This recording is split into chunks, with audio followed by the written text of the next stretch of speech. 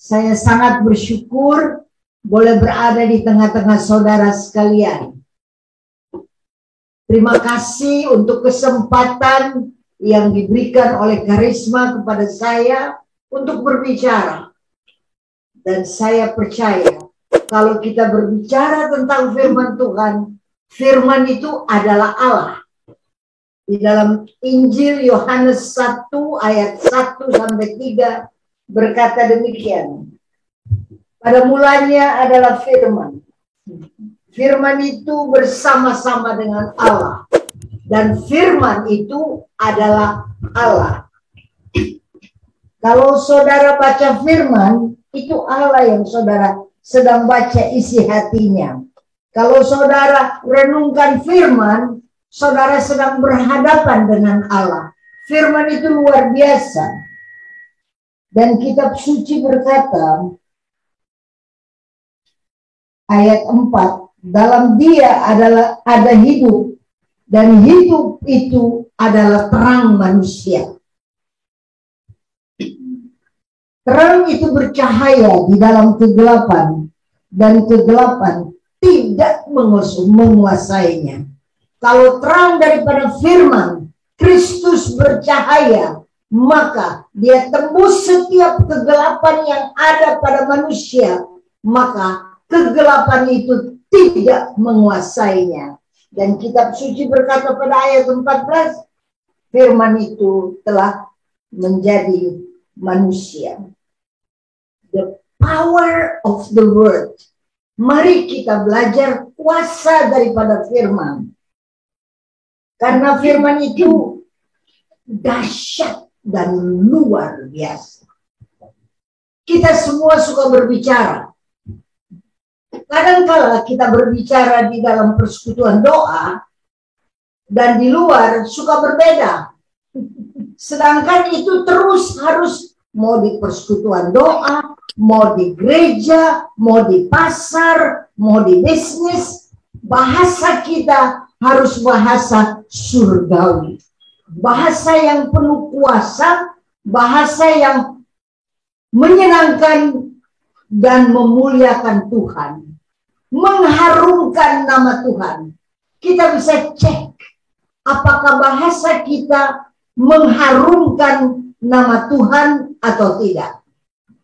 Ibu bapak saudara-saudara yang kekasih, dalam kitab suci di dalam Amsal 18 dan ayat 21 berkata, hidup dan mati ada di dalam lidahmu.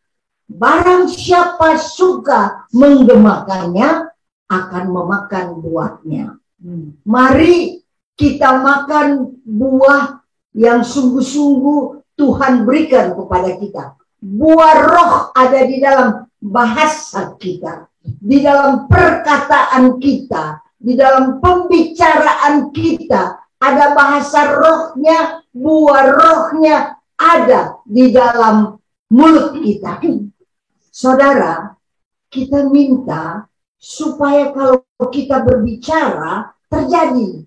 Karena Tuhan pakai kita semua. Kita ini instrumen, alat di dalam tangan Tuhan untuk menghadirkan surga di bumi ini. Jangan sampai kita membumi terus. Sedangkan Tuhan mau surga kita tarik ke bumi. Sehingga setiap orang dapat rasakan kasih daripada Allah. Setiap orang dapat rasakan kuasa daripada Allah. Perhatikan bahasa kita. Sungguh kita harus berubah. Kita mesti tumpang tangan di mulut ini. Supaya apa yang kita ucap, apa yang kita katakan, apa yang kita bicarakan, semua itu memuliakan Tuhan. Ada kan, kita ada waktu, sewaktu-waktu ada sakit masuk dalam hidup kita, betul. Mau hamba Tuhan kek, mau pastor, mau suster, mau orang awam biasa, itu sakit penyakit itu dia akan coba-coba masuk dan menguasai kita, karena itu kegelapan. tapi Tuhan berikan jalan keluar. Karena kitab suci berkata, oleh bilur-bilur Kristus, kamu sudah sembuh. Bukan akan sembuh, tapi sudah sembuh. Tolong menggemakan, kalau kita lagi rasa nggak enak badan, kalau kita rasa sakit, kalau kita gelisah, kalau kita stres, tolong gemakan firman Tuhan. Kita ucap, tubuhku ini adalah bait Allah. Dan roh Allah diam di dalam tubuh ini. Roh yang membangkitkan Yesus Kristus 2000 tahun yang lalu, roh yang sama ada di dalam kita. Roh yang tak terbatas, roh yang luar biasa besar, roh yang penuh kuasa. Ada roh Allah di dalam kita. Karena kita ini bait Allah. Jadi kalau kita berbicara, yang membackup kita adalah roh Allah. Ucap pada dirimu, saya sudah sembuh. Mungkin saudara rasa, belum kok. Aku masih pegal-pegal, aku masih sakit, aku masih pusing. Tetap kita ucap, oleh bilur-bilur Kristus, kamu telah sembuh. Dan kita akan lihat bagaimana the power of the word, dia menyembuhkan kita. Dia menguasai kita. Karena terang itu kalau dia masuk dalam kegelapan, kegelapan tidak dapat menguasainya. Terang itu ajaib dan terang itu Kristus. Kalau dalam kitab Kejadian dikatakan, jadilah terang, langsung terang jadi. Dan kalau saudara dan saya hidup di dalam Kristus, maka firman ada di dalam kita. Kita lihat di dalam ini, di dalam Roma 10 ayat 8. Tetapi apakah katanya ini? Ini, firman itu dekat kepadamu, yakni di dalam mulutmu dan di dalam hatimu. Itulah firman iman yang kami beritakan. Amin. Firman itu ada di dalam mulut kita. Sesungguhnya luar biasa kita diperlengkapi oleh Tuhan untuk hidup dari hari ke hari menjadi sempurna. Kita tinggal ucap. Coba kalau kita bangun, pagi-pagi kita bangun dan kita berkata, terima kasih Tuhan, saya sehat. Terima kasih Tuhan, saya diberkati. Terima kasih Tuhan, saya kuat. Kalau kita ucap apa yang Tuhan peruntukkan untuk kita, maka itu terjadi. Karena firman Tuhan ada di dalam mulut kita. Jadi kita jangan pagi sore dengan ini mulut. Sekarang kita ngomong begini, sebentar lagi kita ngomong lain. Sebentar kita lagi, aduh, sakit saya. Sebentar lagi sembuh. Kita ucap terus berkat. Kita harus memberkati tubuh kita. Amin. Kita harus memberkati. Biar dari hari ke hari, baik kita, suami, istri, keluarga, anak-anak, usaha, apapun yang ada di hadapan kita, kita ucap berkat. Tuhan mau kita sehat. Tuhan mau kita bahagia. Tuhan mau kita kudus. Tuhan mau kita berhasil. Tuhan mau kita beruntung. Ucap itu. Taruh di dalam mulut. Saya beruntung. Saya berhasil.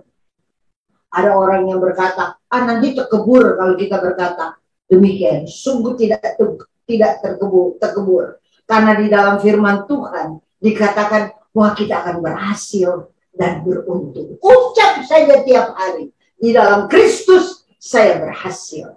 Di dalam Kristus saya beruntung. Di dalam Kristus saya sehat. Di dalam Kristus saya kuat. Di dalam Kristus saya diberkati. Amin. Amin. Kita pilih kata-kata yang kita ucap kepada diri kita maupun sesama kita sesuai firman Tuhan. Tuhan mau kita berbuah. Hidup dan mati. Kita tinggal pilih mau hidup atau mati. Karena ada orang kalau dia berbicara yang dia ucap kematian terus. Maksudnya membuat orang putus asa, membuat orang tertekan. We are too blessed to be stressed. Kita ini terlalu diberkati untuk stres. Nggak perlu kita stres. Kalau mata kita tertuju kepada Tuhan, maka kita lihat dari hari ke hari kita berhasil, beruntung, sehat, kuat, diberkati, ada talenta, ada kuasa. Tuhan berikan kepada kita segala-galanya. Ngapain sih dia ciptakan begitu banyak berupa mangga jenis? Ada mangga golek, ada mangga arumanis, ada mangga Indramayu, ada mangga telur di Manado, ada mangga telur, kita isak-isak tuh mangga telur, enak sekali. Di Filipina juga ada itu mangga kecil-kecil, isak-isak. Ya, ngapain dia buat sekian banyak mangga? Apa Tuhan makan mangga? Tidak, dia beri untuk kita. Dia juga ciptakan sekian banyak ikan. Ada ikan cakalang, ada ikan apa lagi? Tuna, ikan gurame, ikan mas, segala macam ikan ada. Ada ikan. Untuk siapa? Apa Tuhan makan ikan? Enggak. Dia berikan kepada kita. Luar biasa kita ini dimanja oleh Tuhan. Jadi mari kita belajar untuk ucap kebaikan, untuk ucap terang, untuk ucap berkat, untuk ucap keberhasilan, untuk ucap terus-menerus keberuntungan, baik untuk diri kita maupun untuk sesama kita. Stop ucap kematian. Kan hidup dan mati ada di dalam lidah kita. Barang siapa suka menggemakannya akan memakan buahnya. Kalau saudara berkata, saya diberkati, nggak mungkin sial masuk. Nggak mungkin. Karena saudara sudah pagari dirimu dengan firman Tuhan. There is power in the word of God. Amen. Jadi kalau kita belajar dari hari ke hari mengucapkan yang benar sesuai firman Tuhan, Tuhan ciptakan kita. Kita ini orang berdosa. Karena Adam jatuh dalam dosa, kita berdosa. Tapi Tuhan kirimkan putranya yang tunggal, Yesus Kristus, menanggung dan memikul semua dosa, kutuk, sakit, penyakit, kegagalan, kemiskinan kita. Semua dia sudah tanggung. Dan dia berkata, sudah selesai. Jadi bagian kita tinggal ambil buah daripada apa yang Tuhan berikan. Saudara dan saya diperuntukkan Tuhan untuk sehat. Saudara dan saya diperuntukkan Tuhan untuk berhasil. Jadi kalau kita berhasil, kita sukses, itu bukan prestasi kita. Itu hadiah dari Tuhan. Anugerah dari Tuhan yang boleh kita nikmati di dunia ini. Bukan berarti kita tidak bekerja. Harus bekerja. Tapi kalau mau soal bekerja keras, tukang becak juga bekerja keras. Jadi jangan sampai pikir karena kita hebat bekerja keras sehingga kita berhasil. Tidak. Kita berhasil karena Tuhan. Dikatakan di dalam Ulangan 8 ayat 18. Camkan ini bagi kita sekalian. Tetapi haruslah engkau ingat kepada Tuhan Allahmu, sebab dialah yang memberikan kepadamu kekuatan untuk memperoleh kekayaan, dengan maksud meneguhkan perjanjian yang diikrarkannya dengan sumpah kepada nenek moyangmu seperti sekarang ini. Jadi kalau kita kaya, kalau kita berhasil, Tuhan yang memberikan kita kekuatan untuk memperoleh kekayaan ini. Bukan hasil kita, bukan prestasi kita, tetapi Tuhanlah yang memampukan kita untuk mendapat kekayaan, untuk mendapat keberhasilan, untuk mendapat apa yang Dia rencanakan, bukan di sorga. Jadi kita ini blueprint kita di sorga. Dan blueprint itu Dia turunkan kepada kita supaya kita berhasil dan beruntung. Apa yang sudah dicatat di sorga, apa yang sudah dicatat oleh Tuhan, maka Tuhan turunkan kepada kita di bumi ini. Kita berhasil. Tuhan mau kita kaya, nggak berdosa loh. Ada orang dia pikir, aduh, kalau saya kaya ini saya berdosa ini dia. Tidak. Tidak. Tuhan yang memberikan kekuatan untuk memperoleh kekayaan. Dan kekayaan itu kita pakai untuk memasyurkan, memuliakan, menyenangkan hati Tuhan. Ada bagian kita di mana kita boleh pakai dan nikmati.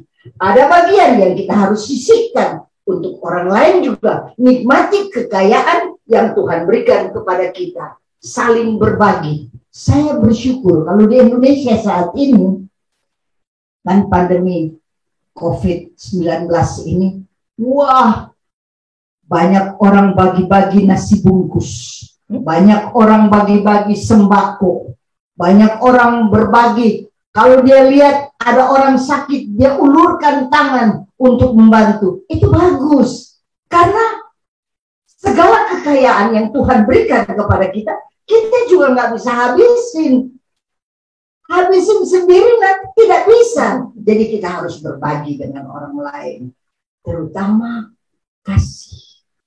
Ceritakan keselamatan ini kepada setiap orang. Tuhan itu baik. Firman Tuhan kan berkata tadi, there is power in your mouth. There is a miracle in your mouth. Mari tiap hari kita lahirkan miracle itu. Mari tiap hari kita lahirkan power itu. Saya mau cerita waktu kami pergi ke Pak Henry sama Romo, bawa kami, Ibu Meike dan saya dari Indonesia, kemudian naik cruise. Tak pernah ku mimpi, tak pernah kupikirkan, tak pernah saya bayangkan, saya tidak pernah dengar mau ke sana, tak pernah timbul di hatiku bahwa saya akan cruise ke Alaska. Itu hebat banget. Itu benar-benar hadiah dari Tuhan. Di sana dingin, ampun dinginnya. Sampai saya pakai ini berlapis-lapis. Baju saya ini udah ada heat tech, belikan dari Jakarta itu, dari Uniqlo. Tuh heat tech saya pakai double-double. Ya, belum lagi ada wool di dalam. Sudah itu ada dia punya jaket lagi. Pokoknya udah deh, berlapis-lapis. Tapi karena dingin, saya tiba-tiba, tahu nggak? Saya ini orangnya nggak asma, nggak. Tiba-tiba saya makin hari makin keras itu nyikan, kan ngeri. Saya pikir ada apa? Ada binatang apa nih paru-paru saya ini? Ada apa ini? Jadi ketika saya masuk kamar, saya nggak mau keluar. Yang lain pada turun-turun kemana tuh, kota apa. Sesungguhnya saya mau. Siapa sih? Kan kapan lagi mau ke Alaska? Tapi ya karena ini saya ambil keputusan, saya tinggal di kapal. Tapi ketika saya sakit, saya bilang sama Ibu Meike, dan saya sekamar sama dia. Meike, tolong doakan. Karena saya tahu, there is power in the word of God. There is a miracle in her mouth. Jadi saya bilang, tolong tumpang tangan dong, tolong berdoa. Dia tumpang tangan, dia berdoa. Nggak lama-lama, nggak sampai upacara segala macam, nggak pakai upacara. Tumpang tangan, ucap tentang apa yang Yesus katakan, dan itu stop. Kalau terang itu masuk dalam kegelapan, kegelapan tidak menguasai. Sampai sekarang saya tidak sudah sembuh. Itu saya bilang ajaib. Puji Tuhan, luar biasa. Saya boleh nikmati perjalanan yang dihadiahkan oleh Tuhan kepada saya oleh Romo dan Henry. Saya boleh nikmati itu. Terima kasih Tuhan. Tentu ada banyak orang yang sponsorin. Saya juga tidak tahu siapa yang sponsorin. Yang saya tahu cuma Romo dan Henry. Romo dan Henry. Mereka yang dipakai Tuhan untuk nggak tahu cari sponsor di mana. Tapi saya bersyukur kepada Tuhan. Saya boleh nikmati miracle demi miracle.